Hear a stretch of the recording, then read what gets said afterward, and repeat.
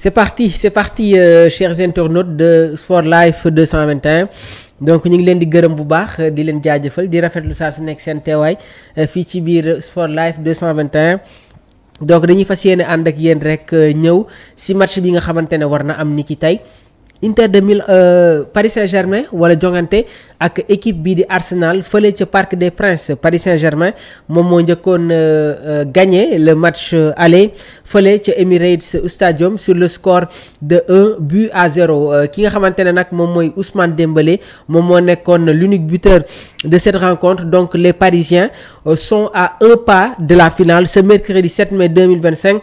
Donc Paris Saint-Germain dinañu dalal Arsenal au Parc des Princes pour la demi-finale retour de la Ligue des Champions.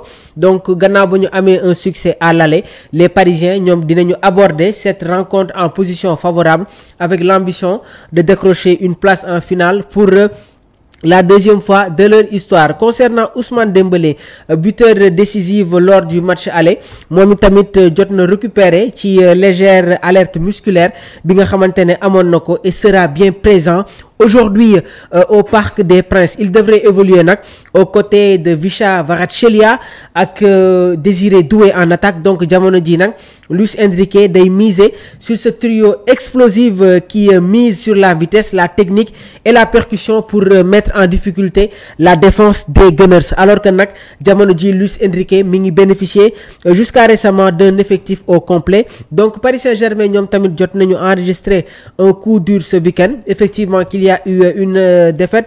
Donc le club a en effet annoncé la rechute de Presnel Kimpembe bi nga xamante ne il a été encore une fois victime d'une nouvelle blessure qui devrait le tenir éloigné des terrains pour quelques semaines si ce n'est que jusque-là la fin de la saison. Donc dañuy ñëw tey déjà sur les joueurs yi nga xamante ne moom la Luis Enrique convoqué. On commence par les gardiens. Donnarumma, Savonov ak Tenas ñoom ñoo nekk les gardiens côté parisien. Dans la défense, il y aura bien Achraf Hakimi, Marquinhos, Lucas Hernandez, Nuno Mendes, Beraldo ak William Pacho. Au niveau du milieu de terrain, Luis Enrique convoqué na Fabian Ruiz, Vitinha, Mayulu, Neves ak Zahir Emery. Il y a aussi le jeune Tapé. Donc attaquant yi nag on aura Visca Kvaratskhelia, Gonzalo Ramos, Ousmane Dembélé, Désiré Doué, Barcola. Ki nga xamante ne nag moom mooy le jeune Mbaye ak Lee Kang-in. Donc mu nekk joueur yi nga xamante ne moom la Luis Enrique convoqué ci match bi war a am tey ak en Ligue des Champions. Le journal Record ñoom ñi ngi ñëw sur Ligue des Champions demi-finale retour bi nga xamante ne war na am tey à 19h.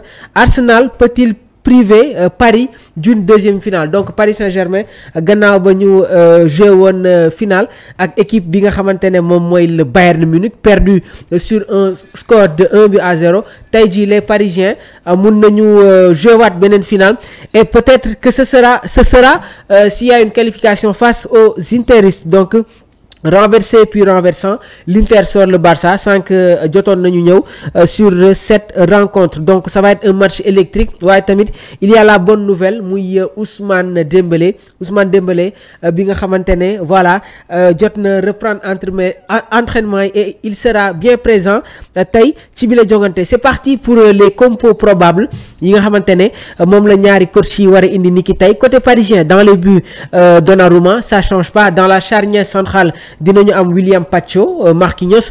Arrière droit dinañu am Achraf Hakimi.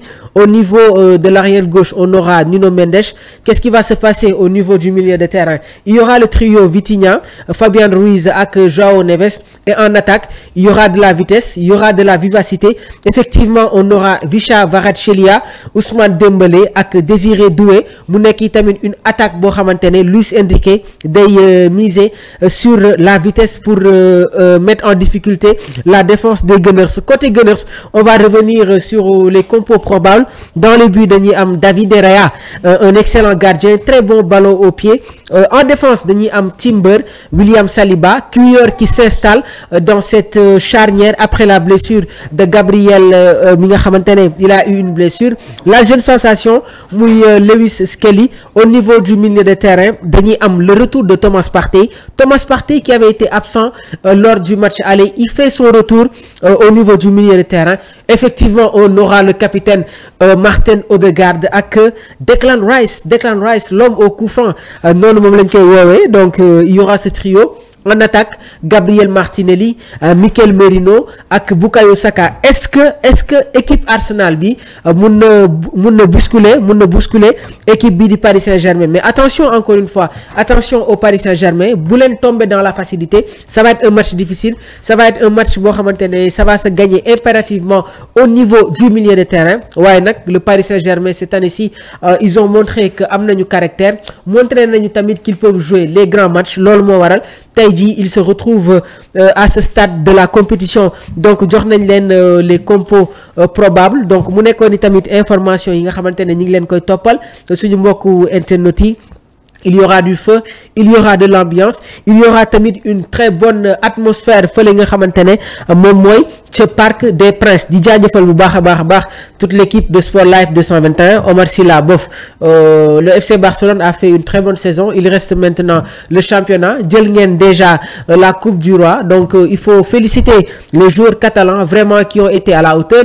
Bien vrai qu'il y a eu quelques aspects yi nga xamante ne mun nañ si ñëwaat surtout du côté de la défense. Parce que quand tu n'as pas Jules Koundé ak Alejandro Balde nga def une très belle prestation match bu dool nii vraiment je pense que il faut féliciter le FC Barcelone. Donc di jaajëfal tamit Abdourahmane ak Ali ñoom ñi nga xamante ne ñi ngi nekk toujours dans la coordination. Di nuyu tamit au passage bu baax a baax ki nga xamante ne nag moom mooy mon ami mon frère Sidi. Donc maa ngi lay jaajëfal bu baax a baax di jaajëfal Zeyna borom 34 à chaque fois qu'il me voit frais transport yi moom dañ ma koy écartel bàcc l'international Samba Codou Dieng. Voilà moom il est dans le développement personnel waaye tamit il est dans le management côté musique bi. Donc yéen ñi nga xamante ne vous êtes dans ce milieu là vous pouvez le contacter. Camille Bounama Silla, Pape Maguette tamit maa ngi koy jaajëfal bu baax a baax. Donc ça a été un réel plaisir de vous avoir servi. L'actualité continue. Dans une autre vidéo dinañu ñëw sur les divers de l'actualité. Lamine Yamal, Ousmane Dembélé qui va être le ballon d'or. Ce sera le débat. Mun ngeen ñu ko ci beneen vidéo bi jërë ngeen jëf.